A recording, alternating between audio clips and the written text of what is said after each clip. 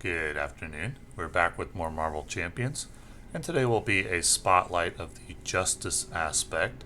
We'll be talking about the top 15 plug-and-play Justice cards. Plug-and-play meaning cards that can fit in any deck, so that rules out cards that require the Mystic trait, or the X-Men trait, or the Psionic trait, or anything like that. Justice is the weakest of the aspects in my opinion, and the reason for this is that Justice cards tend to be less efficient than any other cards. Ally cards in general tend to be the most efficient, but even Justice allies aren't very efficient, and their events are weaker than aggression, and they don't have the easy synergies of protection. So, Justice, I would say, not viable for solo play, except for fun decks, but it will be needed for multiplayer teams unless you want players stepping on each other's roles, and that may very well be what you want with perhaps 2 protection heroes or even 2 aggression heroes instead of a Justice hero. But I haven't played that much multiplayer, so it may be that you always want one of every role. In any case, for any Justice players, we'll take a look at the top 15 Justice cards. Number 15 is Sonic Rifle, coming from the Venom hero pack. Sonic Rifle provides 2 confuses for its 3 cost, and that is reasonable value. Nothing exceptional, but 2 confuses for 3 cost I would consider adequate, very playable, and certain heroes really need that because there are some heroes that really rely on being able to flip to alter ego in order to take full advantage of their kit. Those heroes tend not to be very good, but Justice really is about fun thematic decks more so than serious ones, in my opinion, because Justice is not a very strong aspect. So if you're going to be playing a fun thematic aspect, might as well play a fun thematic hero, right? And so a hero like War Machine, who really needs to flip to alter ego from time to time, or Rocket Raccoon, who has to flip to alter ego from time to time in order to cycle out his old upgrades, could make use of Sonic Rifle in order to do so safely because they use the Sonic Rifle to confuse the boss. Next up, number 14 is Followed, coming from the Captain America hero pack. Followed attached to a side scheme. It's a 1-cost upgrade attached to a side scheme, max 1 per scheme. When attached scheme is defeated, deal 4 damage to an enemy. Pretty easy to set up. Nearly every scenario, in fact every scenario in the game, has side schemes. Sometimes Followed is a dead card in the hand because you're not going to want it to sit there in your hand and wait for a side scheme to come out. So if it enters the hand when you don't have a side scheme in play, you just spend it on something else. I probably wouldn't run 3 of these. I'd run maybe 1. Maybe 2, but probably 1. And for 1 cost you get 4 damage, and that is reasonable value. Nothing exceptional, but reasonable value, especially considering that it is off-aspect damage. Typically, if you're going to have damage cards in Justice, or if you're going to have threat removal in Aggression, typically the cards don't provide a lot of value because they are off-aspect. Damage is the aggression aspect, threat removal is the Justice, and so forth. In this case, we get an off-aspect card that provides pretty good value. And it's a good inclusion, at least one of, in a Justice deck. Number 13 is another damage card, Turn the Tide. 0-cost event. After your hero thwarts and removes all threat from a scheme, deal 3 damage to an enemy. Once again, this comes from the Scarlet Witch hero pack, and once again, 3 damage for 0 cost is reasonable value. Similar to Followed, we get 3 damage more than the card costs. 0 plus 3, 1 to 4. Both similar, and both very reasonable in terms of their efficiency. And you'll note that there are not many efficient justice events that remove threat. I believe I only have one in the top 15 justice cards. That appears to be intentional, not to make the justice removal events very efficient. It's true whether you're talking about the justice aspect or hero-specific events. Efficient justice removal or efficient threat removal is quite rare and limited really to a hero like Doctor Strange. There's a couple of others, but you can count the number of efficient threat removal events on one hand. Anyway, turned the tide and followed our damage cards, and reasonable ones, especially considering that they are off aspect. Nothing exceptional. These are not cards, these bottom three cards, these are not cards that you're going to want to run out and buy the hero packs just to get these cards, but they do come in pretty decent hero packs. The Sonic Rifle comes from Venom, and Venom's a pretty good hero. Followed from Captain America, and Captain America's a great hero, and Scarlet Witch is okay. She's above average. So at least we don't have to pick up bad hero packs in order to get these cards. Next up we got Global Logistics, Sinister, coming from the Sinister Motives box. This was kind of an odd synergy that emerged from the Sinister Motives box. Odd in that it developed this shield synergy a little bit, but then never again. We've had no additional shield synergy cards since Sinister Motives, and didn't really have any before that either. And I thought that was odd. I think that in general the synergies are a little underdeveloped, with the exception of Web Warriors and X-Men got developed fairly well, but Shield and Champions did not get developed very well. Avengers, arguably a little bit underdeveloped. I was expecting more Avengers synergy cards and combos to come out, but certainly Shield and the Champion synergy, I was expecting a lot more to happen with those synergies, and it never did. Anyway, Global Logistics, zero cost event, Shield tactic, action, exhaust one Shield card you control. Look at the top 4 cards of a player deck or the encounter deck, discard any number of those, and put the others on the top and or bottom of that deck in any order. This card is the reason to play the Shield synergy, if there is a reason at all, because typically removing a card from the encounter deck is valued at around 1 or 2 resources, typically 1 resource. In this case, we can remove up to 4 for 0 cost. That's very, very good. And the downside of having to use exhaust one shield card, usually you'll pay that using one of the shield upgrades that you don't need at the moment, which is reasonable. So for 0 cost, you can use this on your deck. You can use this in the encounter deck. Can you use this on Doctor Strange to put Winds of Watum on the top of your deck? I don't think so, because it says player deck, and they would need to say any deck for it to interact with Doctor Strange. But nonetheless, this is a very, very strong card, and it is the reason to play Shield.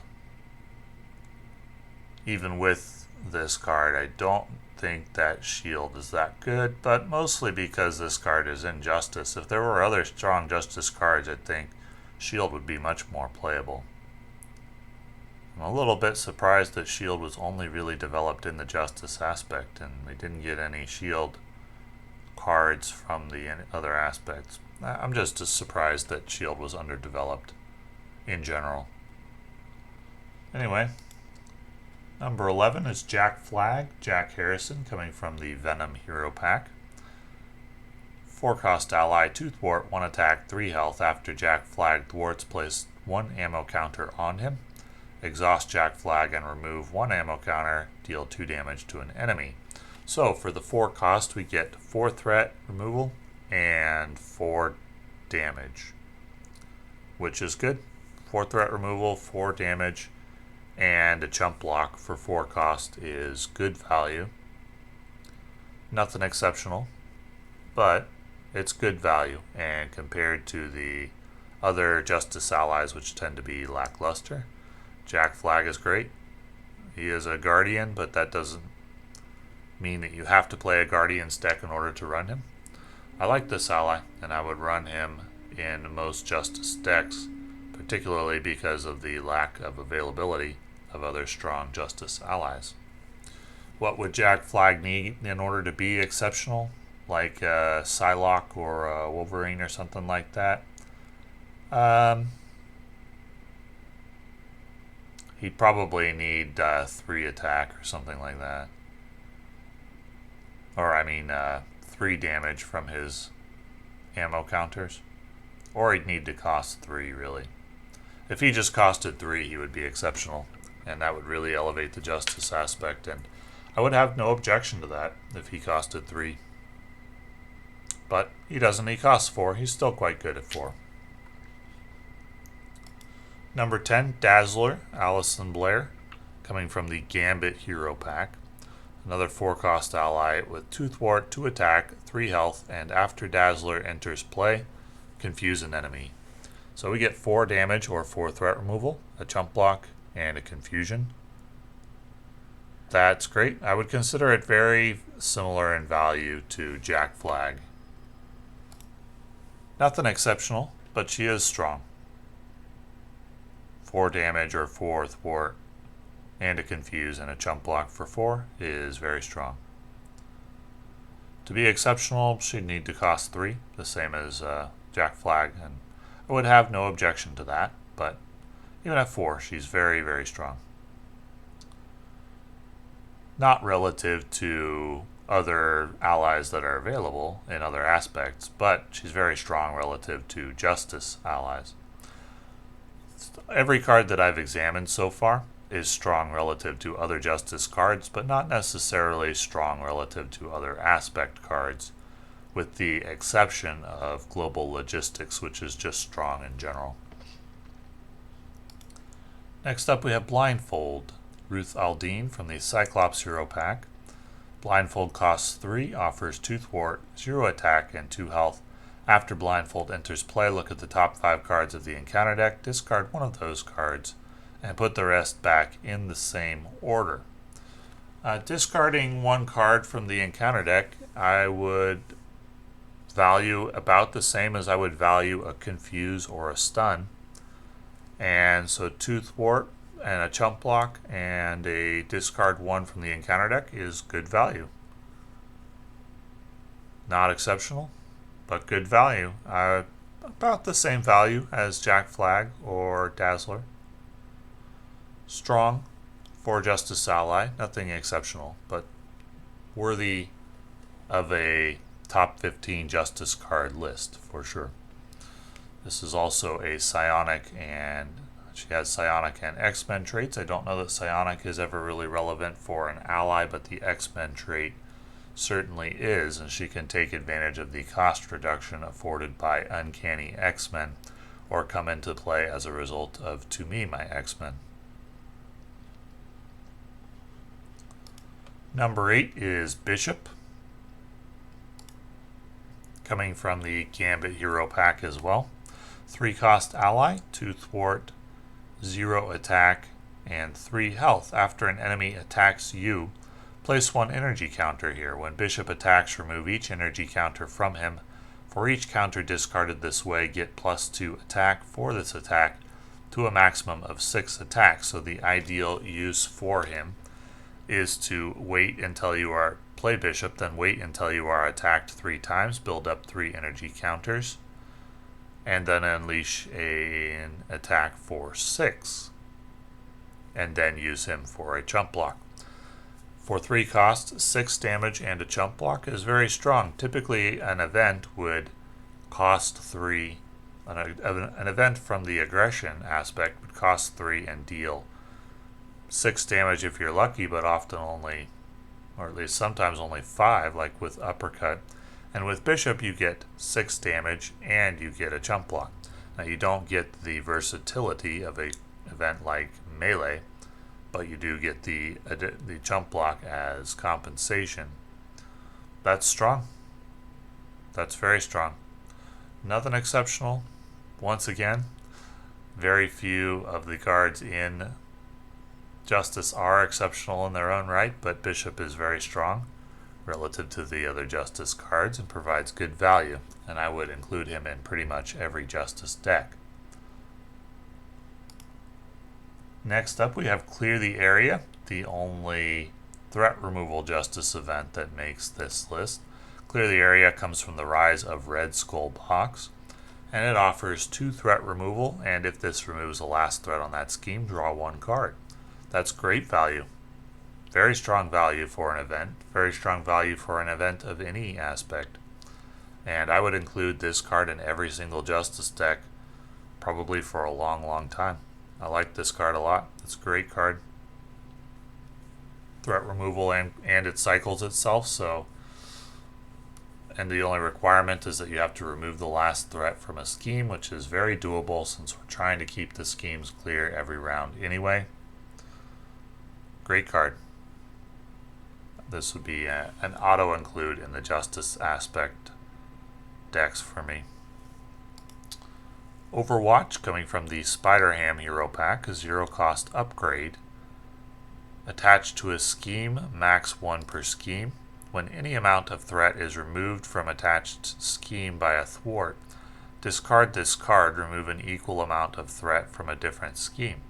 There's potential here for some pretty big combos if you're willing to run an event that deals or that removes a lot of threat, or you have a hero card that removes a lot of threat, and this can be triggered by any player, and typically you'll probably be playing Justice in a multiplayer game as opposed to a solo game because it's not very strong in solo.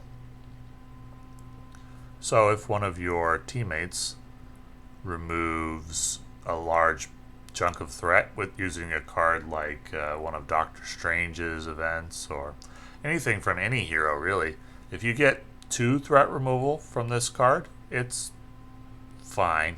That's acceptable. But if you get any more than that, it's pretty good. And it's not hard to get more than that. All you need is for a side scheme to be on this, and you need a situation where you need to remove threat from a main scheme and a side scheme at the same time. But if anybody uses any old card that removes 3 threat, this becomes very good. 0 cost for 3 threat removal. Anything more than that, and it has the potential to become exceptional. And there are many hero cards that can do that. So I would include this card in every Justice deck. I think it's really strong. It can sit on the board until it's needed. It costs 0. And it can remove 3 to or 2 to 6 threat, depending on how long you want to wait for it, how much you need. That's very, very good. I like this card a lot. Very strong card. And it comes to us from the hero pack of the best hero in the game, in my opinion. Number 5 is Wraith, Zak-Del from the Nebula hero pack.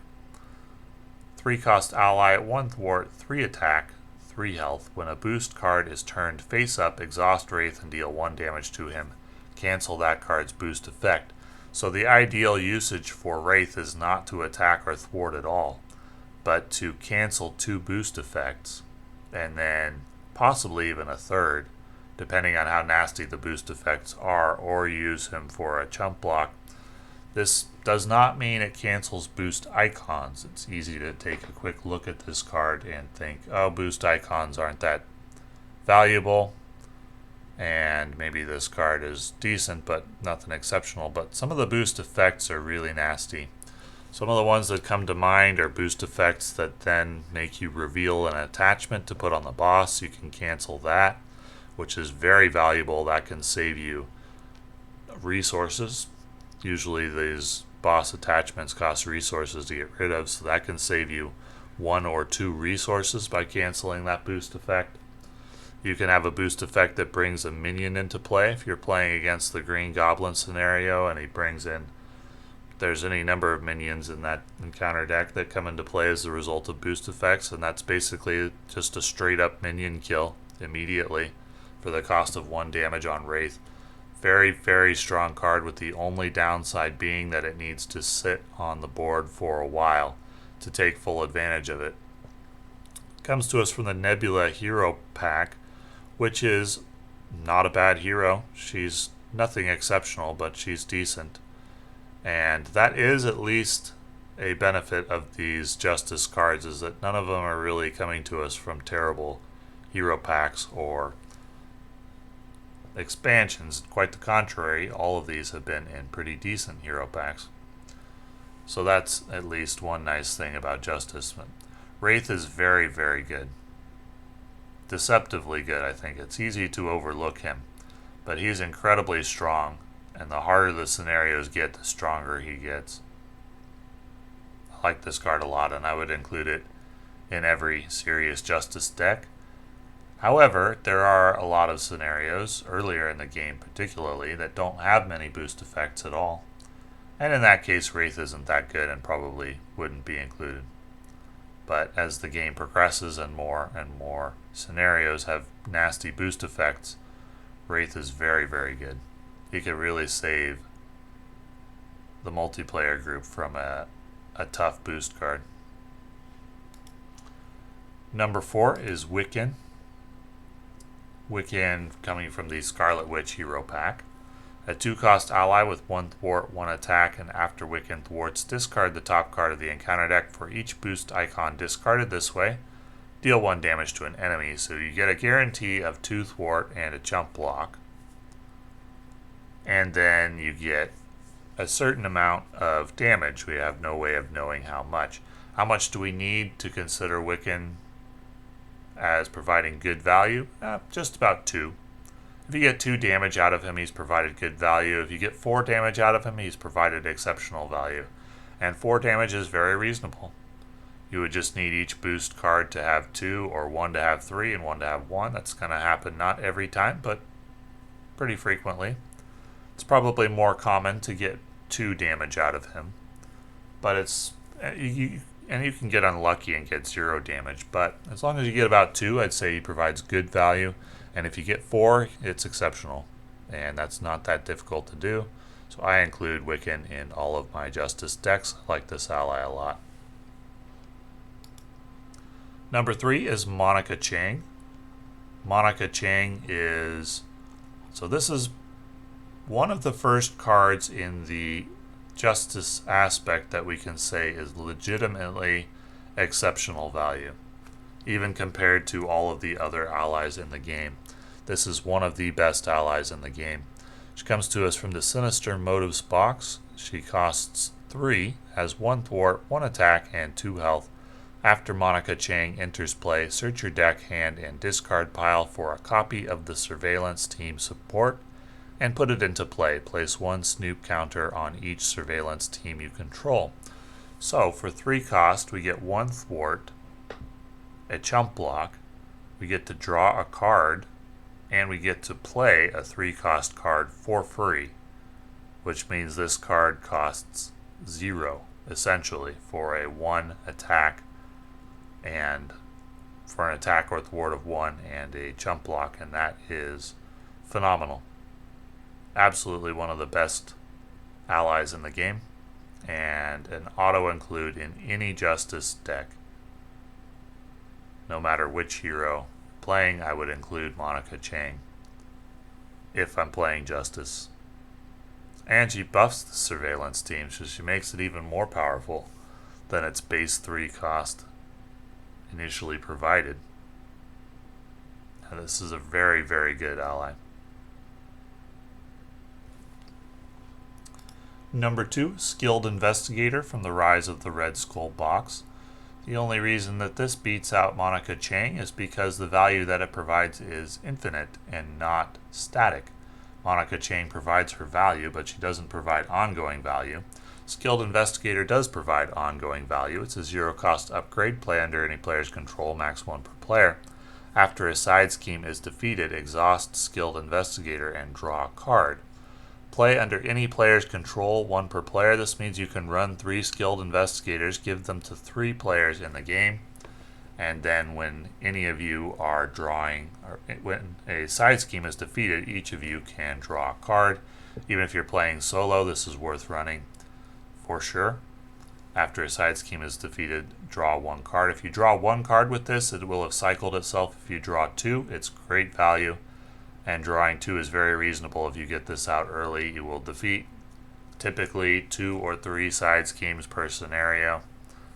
And that will draw you at least 2 or 3 cards. And in addition, if we look forward to the X-Force expansion, the X-Force cycle that is soon to be released. This video is being done on June 19th, 2023. X-Force has not been released yet.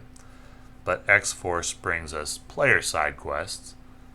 And this does not say that the side scheme has to be a encounter deck side scheme. It can be a player side scheme, and so this will gain a lot of value.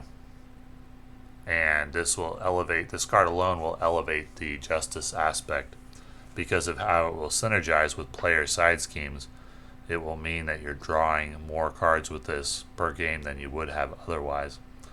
So the constant and ongoing value of Skilled Investigator for 0 cost is what puts this card at number 2 in our ranking. Very, very strong card that I would include in every Justice deck. And number 1 is Beat Cop, coming from one of the worst hero packs in the game, the Hulk Hero Pack. 3 cost support, exhaust Beat Cop, move 1 threat from a scheme here to here. And then also exhaust and discard Beat Cop, deal 1 damage to a minion for each threat here. Not also, but those are separate actions. So you exhaust Beat Cop every round, removing 1 threat per round. There have been games where I've gotten this out turn 1 and then removed 8 threat with it, or something like that, before dealing a huge chunk of damage to a minion when it is needed. This isn't a very good card late game, so it does come with that caveat. There's also no limit to the number you can have on the table. You can get 3 Beat Cops out and be removing 3 threat from schemes passively every single round. My opinion is that this card is incredible. It's the most efficient threat removal card in the game, though not if you draw it late. And that's not a high bar to clear because there isn't a lot of efficient threat removal and not a lot of repeatable threat removal. You could count the number of repeatable threat removal cards on one hand. Iron Man's helmet being one, and I think there may be one other card that can do that, Venom's multi-gun. But Beat Cop can do it, and Beat Cop provides amazing value. All you really need to do is remove 4 threat and deal 4 damage, and then you're looking at a really strong card. You will have gotten 8 in value for your 3 cost, similar to a swinging web kick, but you have the option of going higher than that. You can go as high as you want and leave this on the board. If you draw it in turn 1, leave this on the board for all 10 or 11 or 12 rounds of the game or whatever it is, and you will have gotten 12 threat removal, and then take out a minion near the end of the game if you like, or just continue removing threat every round. So these top 2 cards are both infinite value cards. They provide value every single round. Well, Skilled Investigator not every single round, but provides value repeatedly, and Beat Cop provides value every single round for the remainder of the game, which is why it beats out a phenomenal card like Monica Chang. These top 3 cards are genuinely good cards, not just good for justice, and I would consider them must-have cards for a serious justice deck. Unfortunately, that means buying 2 expansion boxes in order to get them, because Skilled Investigator comes in the Rise of the Red Skull box, Monica Chang, and Sinister Motives. Then it also means buying a pretty bad hero pack in Hulk. But that's what you got to do for a serious justice deck, in my opinion. So the totals. We got 2 cards coming from the Venom hero pack, 2 from the Scarlet Witch hero pack, 2 from Sinister Motives, 2 from Gambit, 2 from Rise of Red Skull, 1 from Captain America, Spider-Ham, Nebula, Cyclops, and Hulk. And with the exception of Hulk and Cyclops, those are all pretty good hero packs or expansion boxes, which is nice. That's one nice thing about Justice, is that we don't have to buy a lot of bad hero packs to get the cards, which is the case for Aggression. Anyway, that's my opinion on the top 15 plug and play justice aspect cards. And thank you for watching.